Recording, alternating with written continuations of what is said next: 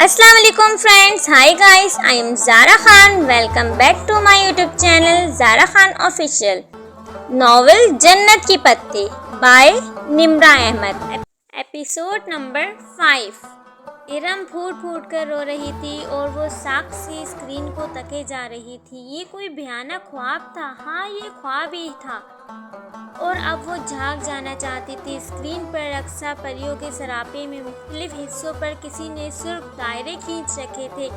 जैसे ही कोई लड़की किसी स्टेप पर झुकती तो फौरन सुर्ख दायरा उभरता, इसके कानों से धुआं निकलने लगा। नहीं, ये मैं नहीं। क्या? वो एक एक कदम पीछे हो रही थी, इसके लब कपा रहे थे। इरम इसी तरह बक रह गई थी। मैं मुजरा करने वाली नहीं हूँ, मैं शरीफ लड़की हूँ। ये हम ही है हया, हम बर्बाद हो गए। इसका सर चकराने लगा। ये सब क्या हो गया था? वीडियो के सैकड़ों व्यूज लिखे आ रहे थे। क्या वो पूरे शहर में फैल गई थी? और अगर इसके खानदान वालों तक पहुँच गई तो अब्बा तो मुझे गोली मार देंगे। इरम मुझे तो जिंदा गाड़ देगी। मगर ये वीडियो किसने बनाई है? हमने तो मूवी वाले को मना कर दिया था, किसी ने छुपकर बनाई होगी। कुछ करो इरम। इसका सकता टूटा। वो तेजी से इरम के करीब आई। मैंने इस वेबसाइट पर रिपोर्ट तो की है, लेकिन वेबसाइट ने एक्शन लेकर वीडियो हटा दी। भी सीडी पर हर जगह मिल रही है। ऐसी चीजें तो मिनटों में फैलती है। हम कहाँ से हटवाएंगे? खुदाया, ये क्या हो गया है? वो बेबस सी जमीन पर बैठी चली गई। अगर बाबा या ताया फिर किसी भाई वगैरह को मालूम हो गया तो? ओ खुदाया, हम क्या करें? इरम ने भी खुद को कमरे में बंद कर लिया था और वो भी बस कमरे की होकर रह गई थी। सोच सोच कर दिमाग फटा जा रहा था, मगर कोई हल नजर नहीं आ रहा था। शाम में वो सो रही थी कि राहिल का फोन आ गया। इसके दिमाग में खतरे का अलार्म बजने लगा। हेलो हेलो हया, कैसी हो? राहिल की आवाज़ में गर्म जोशी थी। वो कुछ अंदाज़ा ना कर पाई।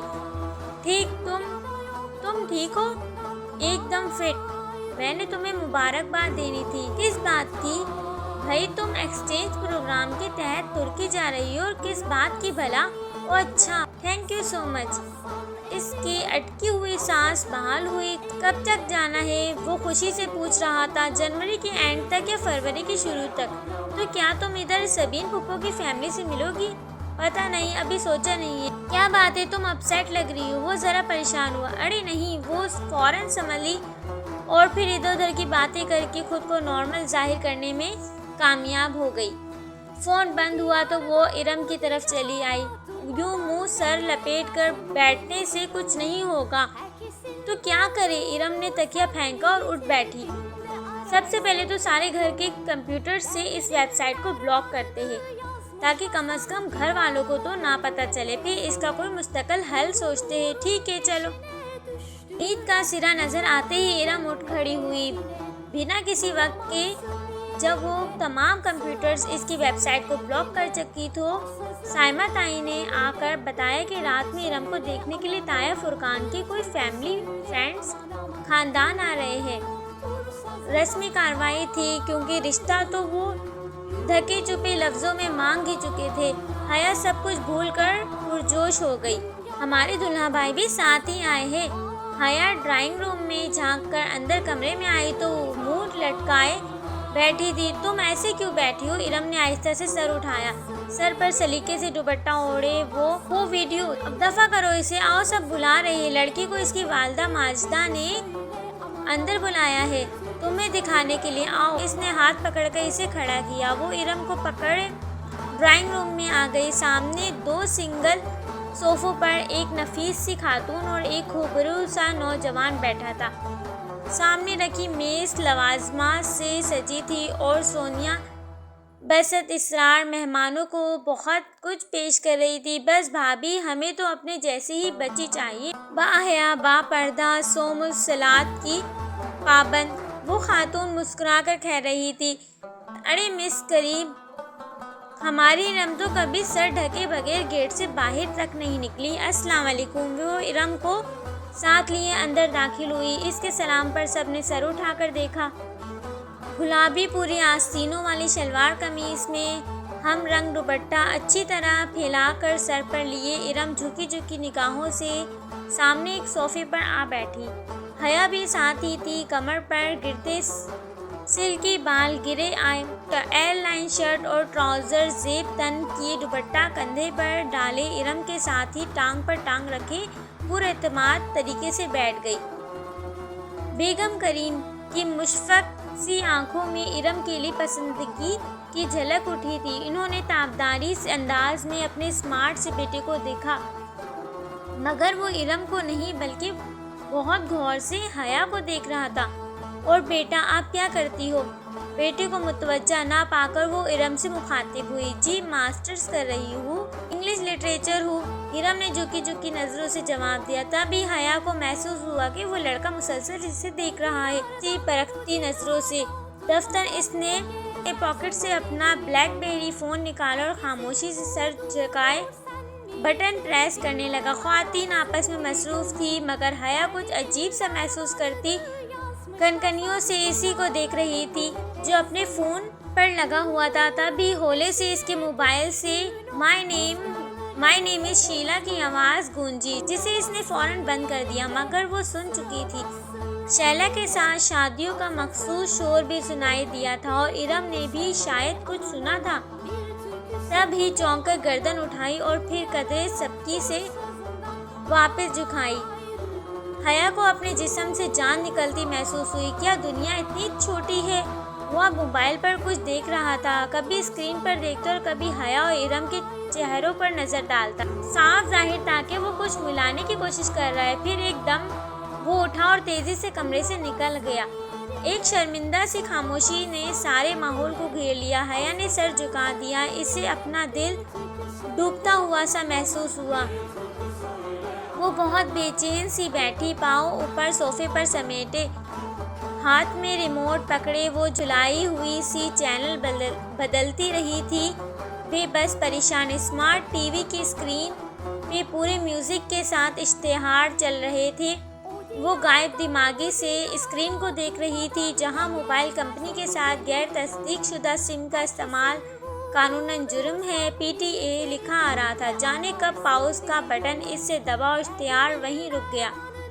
वो इतनी दूर भटकी हुई थी कि प्ले भी ना कर सकी। दफ्तर दरवाजे में फातिमा बेगम की शक्ल दिखाई थी। वो थकी थकी सी अंदर दाखिल हो रही थी। हया रिमोट फेंक कर तेजी से उठी। क्या बात थी? साइमा ताई ने क्यों बुलाया था? इरम के रिश्ते के लिए जो लोग इस दिन आए थे, इन्होंने इनकार कर दिया। हालांकि रिश्ता मांग चुके थे और हया का दिल बहुत डूबकर उभरा था। क्यों इनकार कर दिया? इसको अपना सांस रुकता हुआ महसूस हुआ। कोई वजह नहीं बताई, बस एकदम ही पीछे हट गई। साइमा भाभी भी बहुत अपसेट थी, मगर कुछ तो कहा होगा। बस यही कहा कि हमने किसी आज़ाद ख्याल और बेपर्दा लड़की को बहू बनाकर अपनी आकबत खराब नहीं करनी। वो मुतहर रह गई। चंद रोज़ कबल सना ताई का फ़करा समाक में गूंजा था, जब फुरकान ने सख्ती की कि भला ऐसी बेपर्दा और आज़ाद ख्याल लड़की को बहू बनाकर हमने अपनी आखिरत बिगाड़नी है क्या? तब कहीं जाकर वो माना। क्या इसको मकाफाती अमल कहते हैं? क्या दूसरों की बेटियों पर उंगली उठाने वालों के घरों पर भी वही उठी उंगलियां लौट कर आती है? मगर वो खुश नहीं हो पाई। अगर बात खुल जाती तो असल बदनामी तो इसी के हिस्से में आती।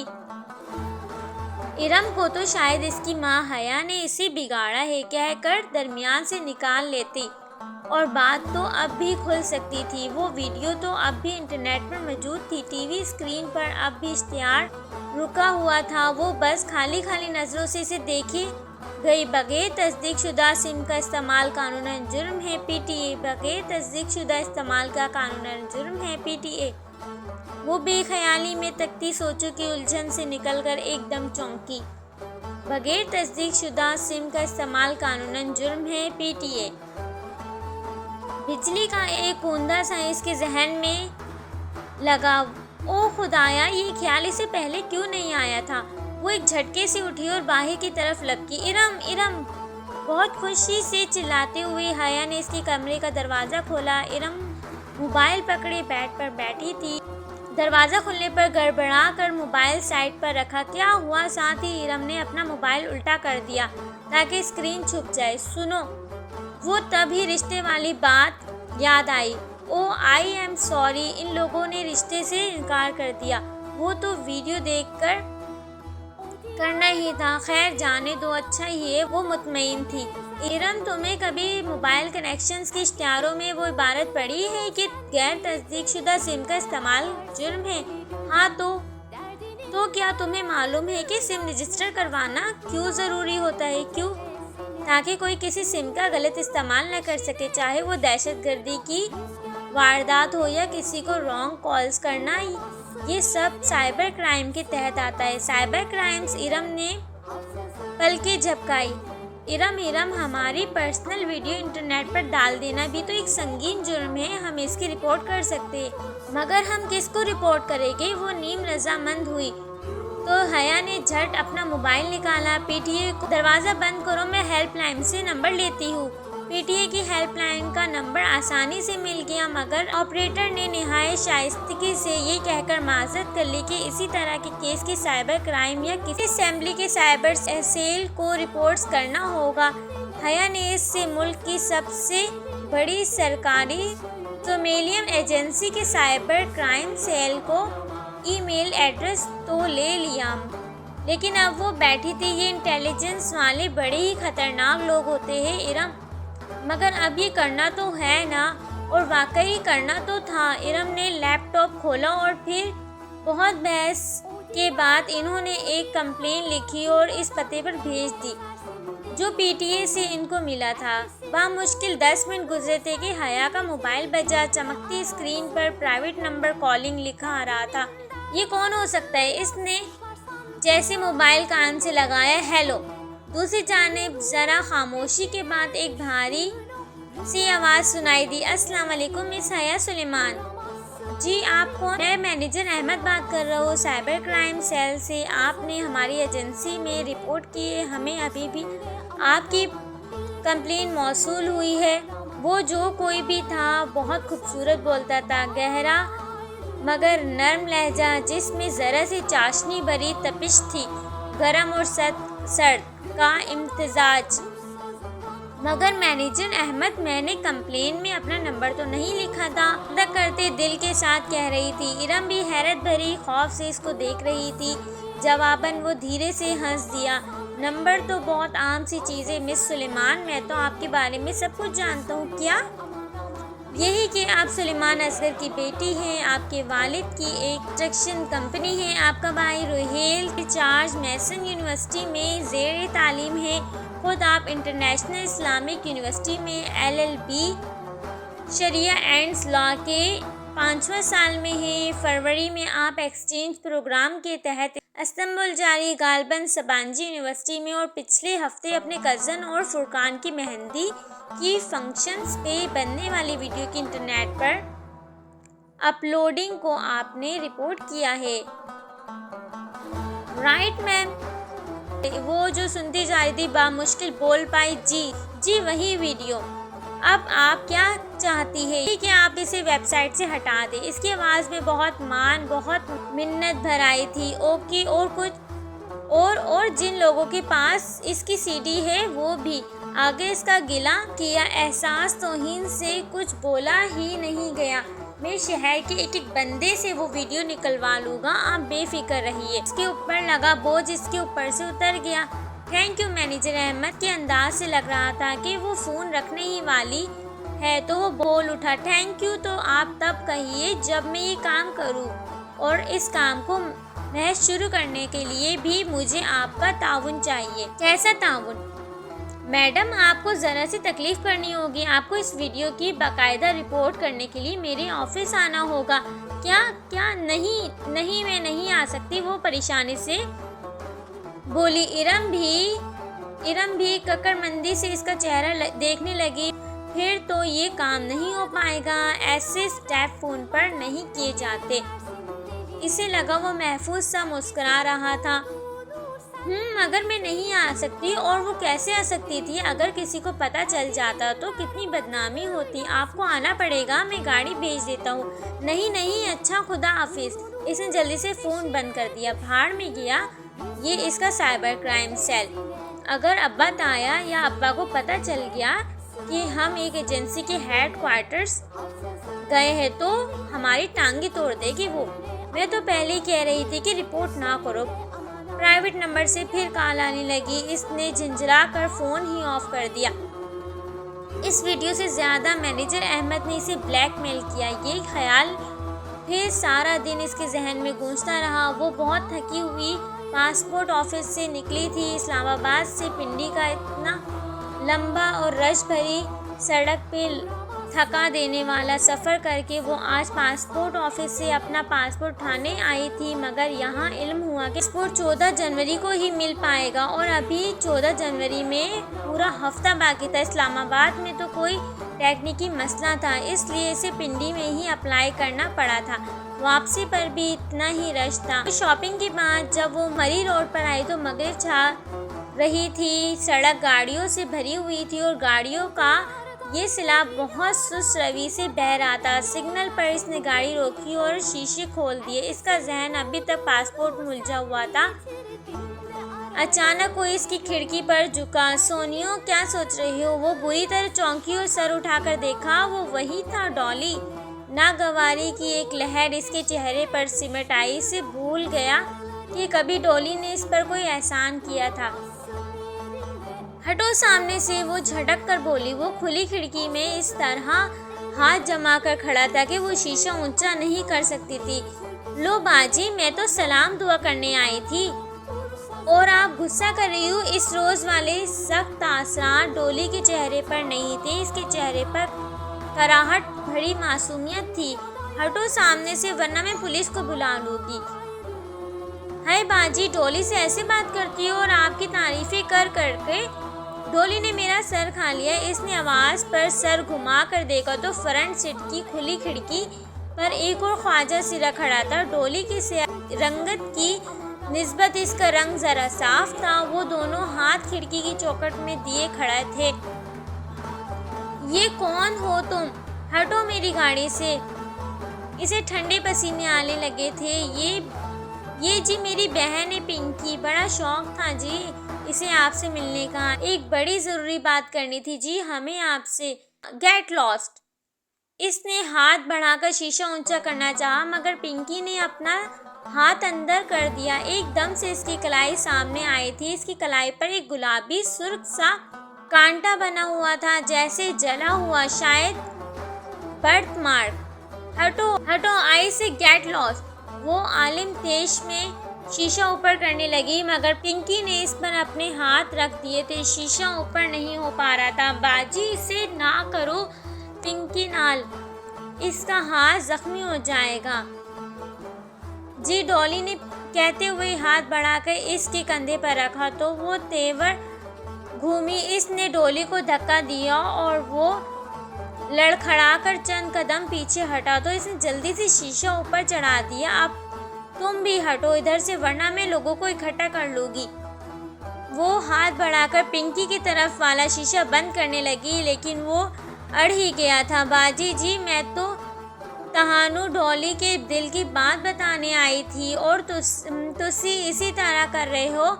ये जो डॉली है ना, ये बड़ा पसंद करती है आपको मगर इकरार नहीं करती। पिंकी मसनूई अंदाज में बिन बिन कर बोल रही थी। पीछे डॉली शीशा बजाने लगा था। वो पूरी कुआ से शीशा ऊपर चढ़ाने लगी। पिंकी ने लम्हा भरकर गर्दन मोड़कर डॉली को देखा तो इसकी गिरफ्त जरा ढीली हुई। हया ने फौरन शीशा ऊपर चढ़ाया। पिंकी ने चौंक कर देखा कि उंगलियां खींचनी चाहिए मगर वो मुसलसल शीशा ऊपर कर रही थी। पिंकी की उंगलियां फिसल कर रह गई। ओ छड़ो बाजी। दफ्तन पिंकी के दाएं हाथ की उंगली से खून टपक कर शीशे पर गिरी तो इसे होश आया। एक झटके से इसने लेवर नीचे किया। शीशा 1 इंच नीचे गिरा। पिंकी ने गुस्से से इसे घूरते हुए बाहर खींची। गाड़ी आगे भगाने से कबल इसने बहुत गौर से पिंकी के को देखा। दाएं हाथ इसकी कलाई पर कांटे का जला हुआ निशान था। शहादत की उंगली से खून निकला था और बाकी दोनों हाथों की उंगलियों के ऊपर पूरों की कुदरती लकीर पर मोटी सी भूरी लकीर बन गई थी। यकीनन इसके हाथ जख्मी हुए थे। ओके गाइस, आज के लिए इतना ही। नेक्स्ट पार्ट नेक्स्ट वीडियो में। Please subscribe my YouTube channel. Allah हाफिज़।